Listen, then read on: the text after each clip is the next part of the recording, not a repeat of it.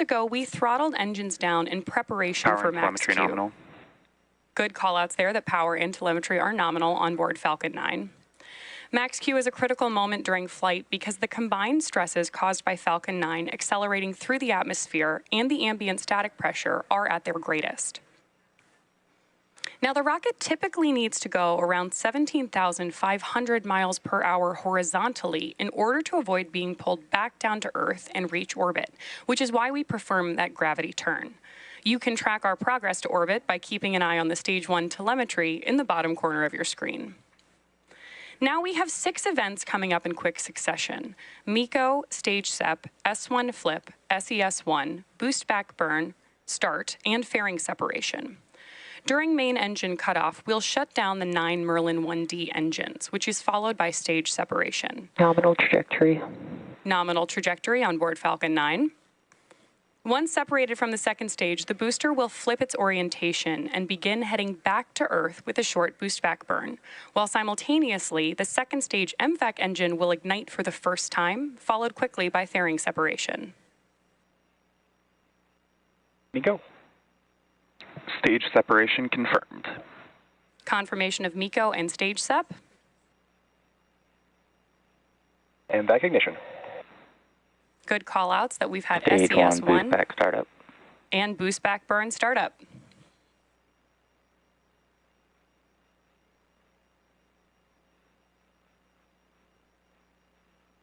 Fairing separation confirmed. So we've heard those call-outs for those 6 events that happened back-to-back and got great views of several of them. That was MECO, stage SEP, S1 flip, SES1, boost back burn start, and fairing separation. We will be attempting to retrieve those fairing halves again today once they fall back to Earth, using our recovery vessel, Go Beyond. Next up, we're listening to hear that we've completed our boost back burn. Stage 1 boost back shutdown. Right on schedule.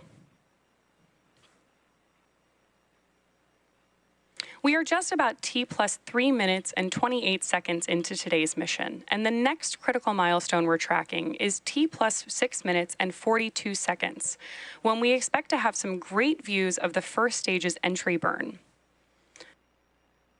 For the entry burn, we relight 3 of the M1D Both vehicles engines. remain on a nominal trajectory. There we hear that Falcon 9 remains on a nominal trajectory.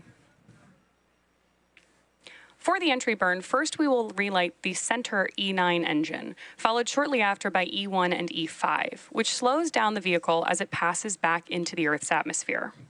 Great views on your screen right now of stage 1 and those grid fins as the booster heads back to Earth. We relight those engines to slow down and reduce re-entry forces, which ultimately helps us recover and reuse the first stage.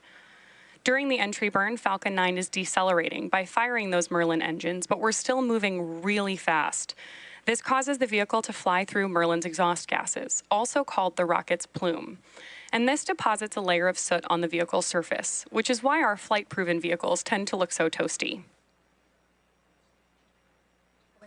That soot comes from the carbon-based fuel that Falcon 9 uses. Now, as a quick reminder, at the request of some of our customers, we won't be showing any views of our payloads today. Live coverage will end after the first stage landing and successful shutdown of MVAC's first burn. Just about a minute and a half until we expect to hear the call out that that entry burn has begun.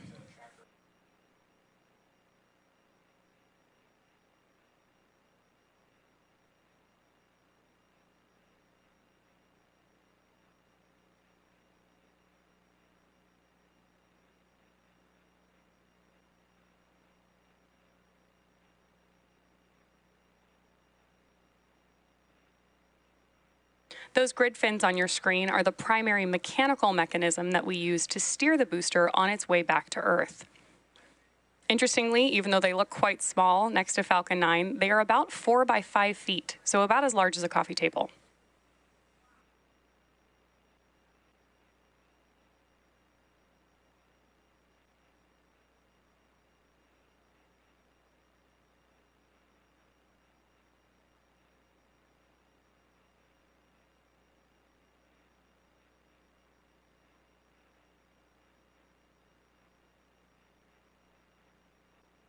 Of course, we reuse our boosters and fairings here at SpaceX because reusability is a key to lowering the cost of spaceflight, which enables more investments in critical scientific research. Again, the Falcon 9 first stage supporting today's mission is about to perform this entry burn for the 17th time.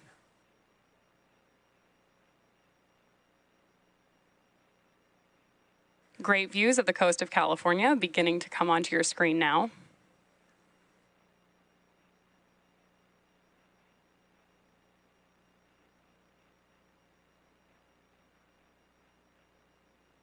Stage 1 entry burn.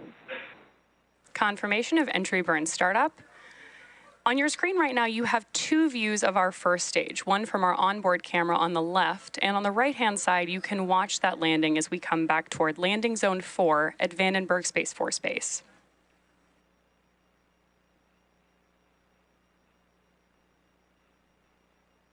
Stage 1 entry burn shutdown. Confirmation of entry FTS burn has end. saved. The Merlins on board the first stage are optimized for sea level. These achieve about 190,000 pounds of thrust during both ascent and descent, while the MVAC engine is optimized to operate in space, producing 220,500 pounds of thrust in vacuum. Coming up next, we'll shut down our MVAC engine on the second stage, followed quickly by our landing burn on the first stage. And as a reminder, we are targeting a land landing at landing zone 4 at Vandenberg Space Force Base today, which is just west of our launch pad. Stage 1 transonic. Stage 2 FTS has saved.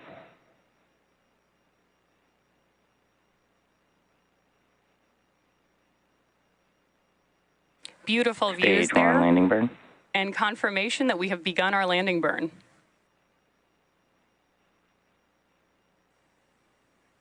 We're now waiting for Falcon to land back at landing zone 4.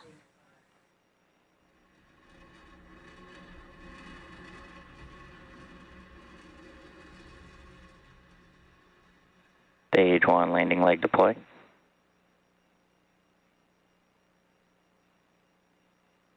And there you have it. Stage That 1 marks landing confirmed. SpaceX's 250th recovery of an orbital-class rocket, including first-stage landings for Falcon 9 and Falcon Heavy. While the mission isn't over just yet, as a reminder, we won't be showing any second-stage views today, and therefore we're going to end our coverage here. All of us at SpaceX want to give a big thank you to our customers, including Korea, Space BD, CTAL, D-Orbit, York Space Systems, and Planet IQ for entrusting us with today's mission. For those of you interested in learning more about today's payloads and deployments, please head over to our customers' websites for more information. We also want to give a shout out to the Range and Federal Aviation Administration for supporting today's launch. Thanks to all our viewers for tuning in and for your continued support. We'll see you again soon.